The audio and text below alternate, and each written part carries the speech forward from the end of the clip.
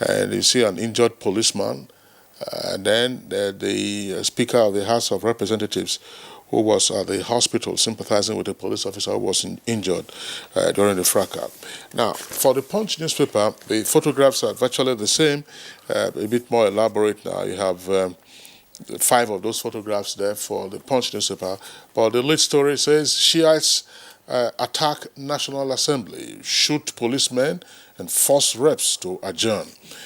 With 2 riders, IG orders 24-hour surveillance in FCT, and 40 sect members arrested. So you can see, let's see the photographs again. I think you can see them, the scenes from the National Assembly yesterday. Kingsley, I also have also disturbing picture shots on the front page of the Daily Trust, still on the police and Shiites clash at the National Assembly. You see, of course, they burnt vehicles there, and if we can get that up, it's Daily Trust. Front page, these are the pictures there, of course, the burnt vehicles and the injured victims, including, of course, the policeman there. And, you know, just a very worrisome sight, Bayo. Yes, and the Inspector General of Police has given directives not only to the Commissioner of Police in the FCT, but all the supervising Assistant Inspector General of Police to be alert, not only in the FCT, but the environment states. This is sequel to the protest by members of the Islamic Movement of Nigeria yesterday that went very violent. The National Assembly was compelled to adjourn immediately. The group alleged to have vandalized some vehicles around the entrance of the National Assembly, as well as hauling stones and attacking security personnel. The Inspector General of Police commended the police for their restraint and maturity, particularly their professionalism, and he has said that praised police for containing the protests. He, however, expressed disappointment with the unjustifiable attack and injury meted on police officers. He said the protesters should not take the resolve of the police for granted. Meanwhile, the Shiites have been protesting against the detention of their leader, Ibrahim El-Zakzaky, since December 2015. This protest has been on since December 2015. It goes on and off, and usually on Fridays they do come up, and sometimes they even go to the National Mosque to carry out this protest. I'm just wondering, you know, because if you see the extent of damage and the number of injured and wounded and all that, you begin to wonder, was there a provocation? At what point did this degenerate even, you know, just right at the doorsteps of the National Assembly? If you say you are protesting peacefully to the National Assembly, which is a legitimate right, but in a situation whereby there is exchange of gunfire between police and protesters, that certainly is not peaceful protest. Yeah, it's a very sad development. I mean, you'll find, you know, protesters from time to time go to the National Assembly. They have their placards, you know, they register their protest, deliver a petition if they have one to the National Assembly for consideration. But this kind of violent protest is what is worrisome. But in addition to all that has played out, if we take a look at the photographs again, let's go back to either the Punch newspaper, the Daily Sun, or the Daily Trust. There are 2 photographs there. I would like to focus on those photographs and say something. Can we get those photographs on the screen? No, just move on. Okay, fine. You can see the photograph on the lower right-hand side. There are 3 photographs there, 2 of them. I'm just wondering, you know, one of the first aiders there looks like a road safety corps official, and the others. Is that the way an injured person should be taken up, you know? Where does the National Assembly have a clinic? Does the National Assembly have medical staff? In case of an emergency, what do you do? And at the National Assembly, you should expect, I'm not quite sure of the population, but at least 1,000 persons or hundreds of persons walking in and around the premises. The lawmakers themselves, their aides, and then the staff of the National Assembly. So assuming, you know, there is some emergency, medical emergency has happened in that case, how do you deal with it? It's a road safety corps officer who is behind, and look at the way they are carrying the police officer. And sometimes this is how spinal cord injuries occur. Can be aggravated, yes. But Kingsley, isn't it also, I mean, might it be right to say these were probably first, responders to the scene? And then, because there was, I think yesterday I saw a picture where you had ambulance, one of the injured policemen, man, put into an ambulance, well manned by medical, When did the ambulance come? Where did it come from? Where did the personnel come from? It should be within the premises of the National Assembly. The incident didn't happen elsewhere. It should be on standby because you never can tell what will happen. Assuming there is crisis elsewhere or there are emergencies in another location and those other aiders in those other locations are overwhelmed, you can even summon the National Assembly emergency medical response team. This happened right in the National Assembly. The bridge leads to the National Assembly. I'm just saying, you find it at accident scenes, people get injured and they are dragging them out of the wreckage of a vehicle. That is where sometimes you have, complications in terms of injuries that persons suffer. But that is not the way to bear somebody who's already suffered some injury. Look at the way they carry him on all fours. But I also know that FRSC, some personnel are also given some first aid, training. Yes. They have some training, and sometimes they also have ambulances in their convoy to rescue accident victims. Talking about emergencies, the Nigeria Hydrological Agency has warned and advised strictly that persons who are living in riverbanks in Kebbi, Sokoto, Zamfara, Katsina, and Niger State should move to safer places.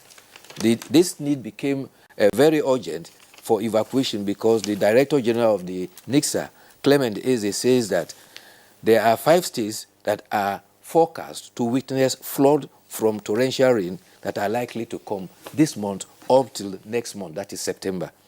There are 8 local government areas in Kebbi State that have been asked to be on the alert, 13 local government areas in Sokoto State, 2 local governments, each in Niger, as well as Katsina State, that are said to be prone to the flooded area.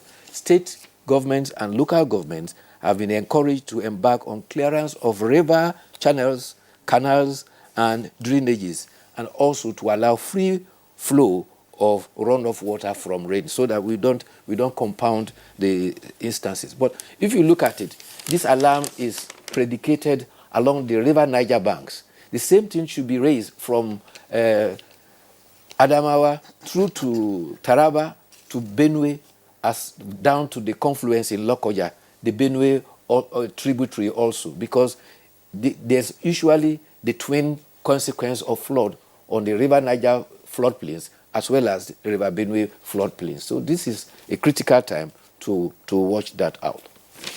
Okay, now let's return to the Punch newspaper. Punch, above the nameplate, we'll take some stories there.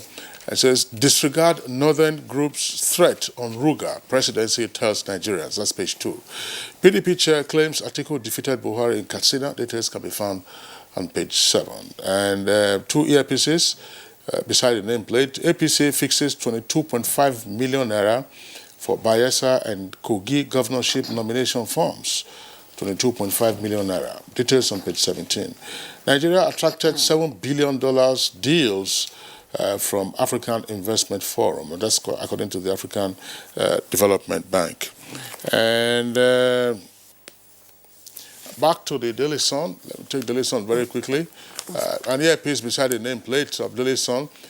Atiku versus Buhari, that's the kicker. Witnesses dispute Niger and Katsina results.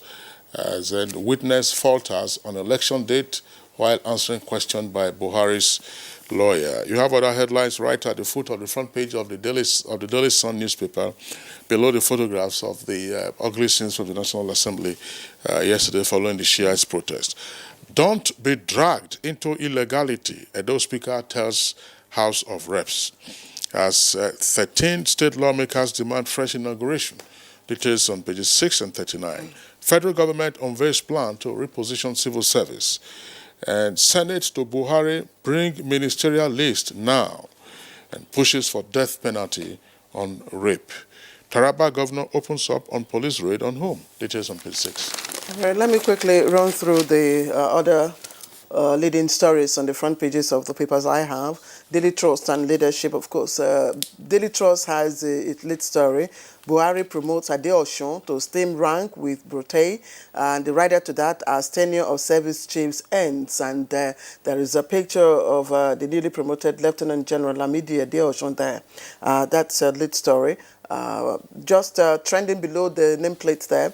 Hajj airlift of Nigerian pilgrims begins today on page 7, and the other story Kingsley read on earlier on. Atiku, of course, winning in Atiku won in Katsina, witness tells Tribunal, page 13. And there are stories trending at the bottom. Assault, Abu Tinubu in heated exchange on page 3. Ministerial list, we can't decide for Buhari, that's coming from Senate on page 4. And let me quickly take a look at the front page of the Leadership. It says, okay, to the right column, Senate mulls death sentence for rapist. And the writer to that story says, nothing will stop Abu's investigation. There are trending stories at the bottom. APC releases timetable for Kogi, Bayelsa governorship polls. Find out more on page 12. And of course, there are other stories there that we've talked about. Bayo. Yes, talking about the senator that was caught up in the sex shop assault, he appeared before the Senate ad hoc committee and he declined to speak in the presence of the media. Members of a member cautioned him not to dictate to them, and he also countered that he is a senator like them. Before they went into session, however, the counsel to the nursing mother who was assaulted said she couldn't be there because she's still in hospital receiving treatment from the assault. Meanwhile, the federal government says that the National Livestock Transformation Plan has not been suspended. This involves the 7 frontline states as well as the 6 volunteering states.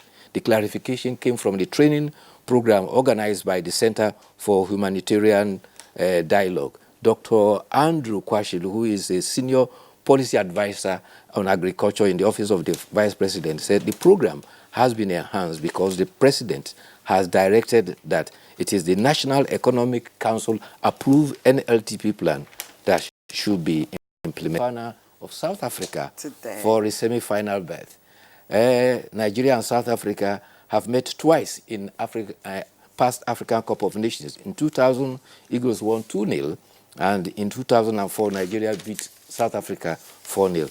The Super Eagles are seeking their 14th appearance in the semi-finals of AFCON, while Bafana are featuring in the semi-final twice, 1998 and 1996 when Nigeria was not there, and 1998. South Africa only won AFCON when Nigeria boycotted the championship.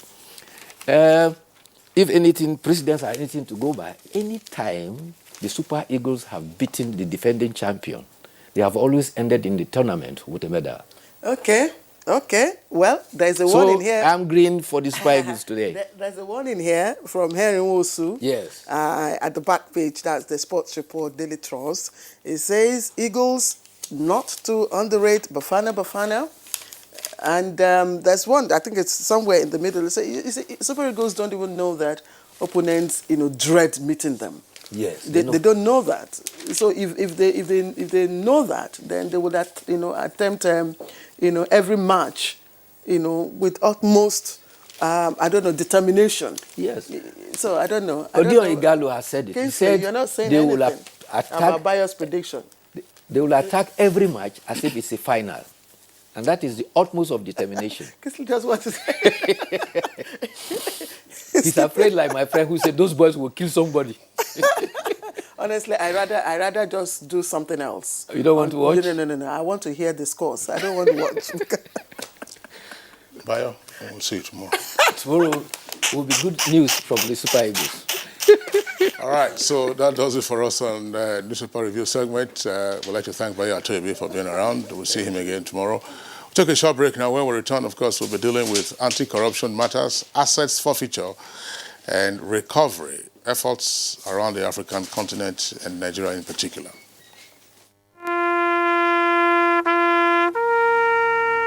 They are there at the crack of dawn, They are there busy preparing while we rise for our day. They are there silently, guarding, waiting, listening, and watching. They are there ready in the sky above and the waters below, in the blistering heat of the day, in the dead of night, willing, indefatigable, determined in the defense of the sovereignty of our country. They are our first line of defense and our last. They who have paid the ultimate price in defending us. They are fathers and uncles. They are mothers and sisters and girlfriends and boyfriends. They are brothers and cousins and best friends and neighbors. They are classmates, colleagues, and citizens of this nation. They are our defenders and deserve our respect, our prayers, our thoughts. Nigeria, please support our armed forces. On those days I can't sit in the front row, worried that my tissue will show. Sit in the front row, don't worry. Your success is definitely worth it. Always absorbs anyhow you move. No stay, no check for up to 8 hours. I'll sit in the front row and pass every test. Sit in the front row, that's a mark on my head. Your success is worth it, my daughter. Stay happy always.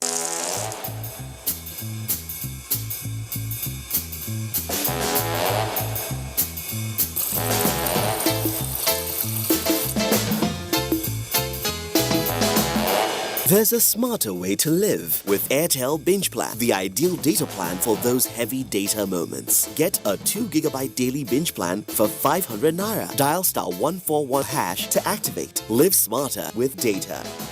Airtel, the smartphone network. Corruption not in my country. We have run out of vaccines. You can return on Wednesday. I need to.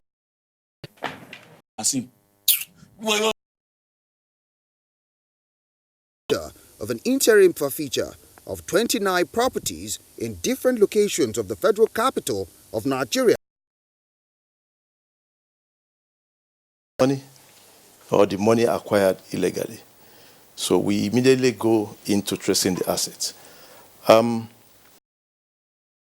It will depend on the outcome of the matter at hand, but also within the ICPC law, if something is seized and whether or not both the criminal aspect and the civil forfeiture regime, they are inadequate. They're not working. 2019 budget. The budget is about 8.9 trillion, and the value of this seized jewelry, if you multiply that 40 million by 360, it's a of the case in court. So we have a way of dealing with that. If they are as pointed out by my colleague Ali, technical assistance, policy and research group, assets to be forfeited almost right away, but that will come in clash with aiding. So we have sufficient. Is generated is put into recovery account with Central Bank of Nigeria. How many of such have you been able to manage? And out of the ones you have recovered, 2018 was funded. It was part of the fund used in funding these budgets. So finally, forfeited monies has to go into consolidated revenue fund. That is what the law provides. Of the Federation.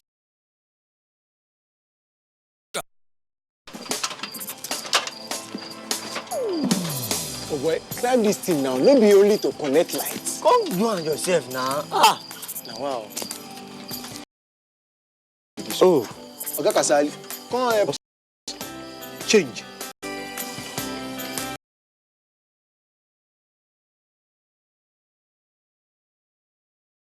For the speedy trial of cases of corruption rather than bank on normal courts which are subject to time wasting. All right, and Chris Simeon says it's been 5 years now. A few African lecturer and also counsel for the Economic and Financial Crimes Commission would like to thank you for contributing to our conversation this morning. You joined us from our Lagos Network Center. We also would like to thank Dr. Tayo Oke, who is a senior lecturer in political science at Afeba Balola University in Ado Ekiti. You joined us via Skype. Thank you for your contribution to our discussion. And here in our studios in Abuja, our deep appreciation